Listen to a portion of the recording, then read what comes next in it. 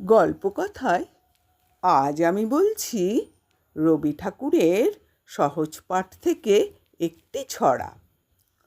অঞ্জনা নদী তীরে চন্দনী গায়ে পোড়ো মন্দিরখানা গঞ্জের বায়ে, জীর্ণ ফাটল ধরা এক কোণে তারি, অন্ধ নিয়েছে বাসা কুঞ্জ বিহারী।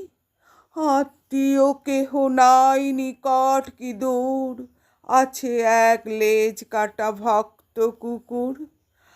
আর আছে এক তারা বক্ষেতে ধরে, গুন গুন গান গায় গুঞ্জন স্বরে।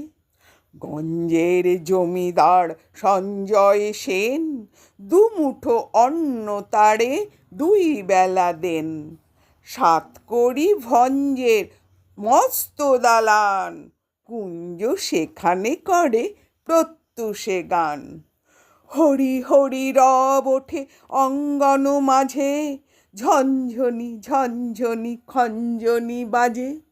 ভঞ্জের পিসি তাই সন্তোষ পান, কুঞ্জকে করেছেন কম্বল দান।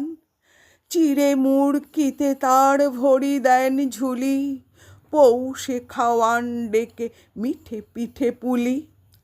আশ্বিনে হাট বসে ভারী ধুম করে, মহাজনী নৌকায় ঘাট যায় ভরে। হাকাহাকি ঠেলা ঠেলি মহা শোরগোল, পশ্চিমী মাল্লারা বাজায় মাদল।